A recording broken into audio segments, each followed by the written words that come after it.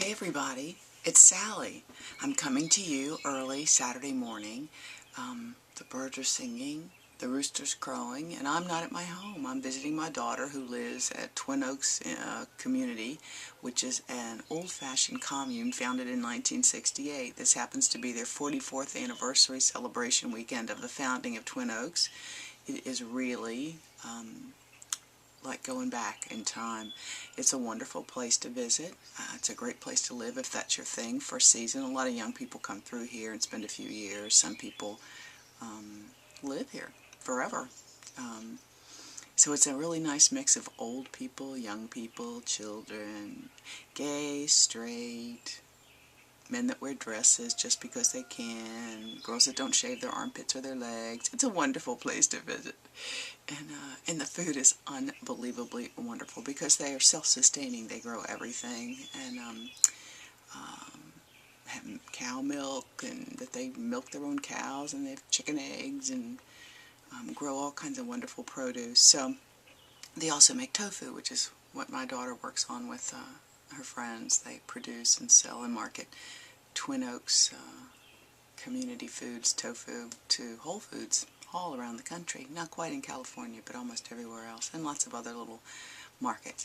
But anyway, I'm here because I was I'm having my coffee. I brought my own coffee pot down. They don't do coffee here because it's too expensive. But I brought my own coffee in my little coffee pot. And I picked this up off the bookshelf. It's In Defense of Food, an Eater's Manifesto by Michael Pollan. And I should have read this by now, but oh my gosh, you guys, this is it.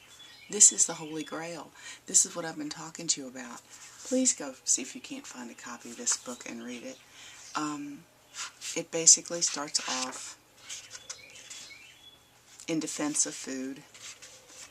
And the bottom line in the summation of the whole book, and I haven't even gotten into the first chapter, is eat food, not much, mostly plants. That, more or less, is the short answer to supposedly incredibly complicated and confusing question that we humans should eat in order to be maximally healthy. We've had this surgery. I mean, I'm not a person who ever did like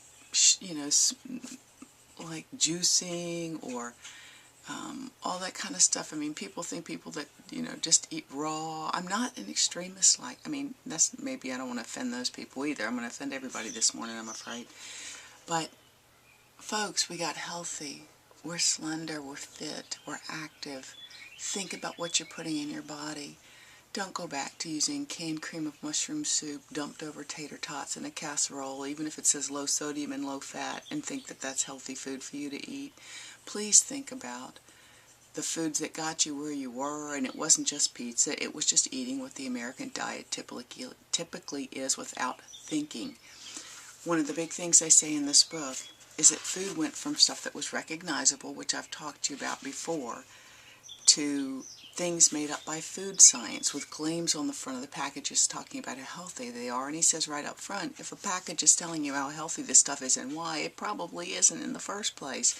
That real food, honest food, food of your grandparents, even though people say don't eat butter and don't do that and cholesterol and crap, that's still healthier than the crap we're eating now that's all in a box, in a frozen package with 1,000 things you can't pronounce. That's all food science.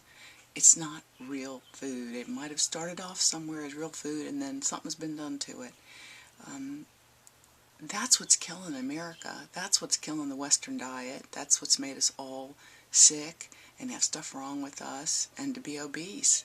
You don't think there's addictive qualities in some of the food that they have chemicalized and screwed with? There is, but there's no big mass agenda, conspiracy. You don't even have to go there. Just realize, if you want to be healthy, eat like a human being. Be an omnivore. Eat whatever you want. Be a flexitarian. But that means eat healthy, whole things from all food groups. It doesn't mean just eat meat. And I really value the community and the philosophy that's got us where we are to eat protein. I understand the protein thing to some degree. I don't agree with it 100% all the time. I think it's important in the beginning when you're healing. I think it's important to make sure you're healthy. But I'm much more in the mostly plants, use meat as a condiment philosophy, and y'all know that by now. Please read this book, In Defense of Food. You don't have to watch to see how cows are abused and chickens are mutilated and you don't want to eat this and that because of those things. That's the big food chain picture. I'm talking about you in your own little house, in your own little grocery cart. What are you putting in it? What are you putting in your body? Think about it. Reinvent your whole self, not just your body. Reinvent your food choices. Reinvent your activity level. Reinvent your interest, your passions, your time. Be that new person. Be the person you were created to be. Don't just stop at being thin. There's so much more than being thin. Be healthy. Read the book, Michael Pollan. I really commend it to you. And I think on the other end you'll come out and see, do I just want to be a big tater tot casserole? Or do I want to be a lean green fighting machine? I hope you guys are well. I'm looking forward to my day on the commune, and if I get a chance, I'll do some photos. You're not really supposed to take pictures of people without their permission. Not that anything is too weird here, but I will take a picture or two of the grounds. Okay, talk to you later.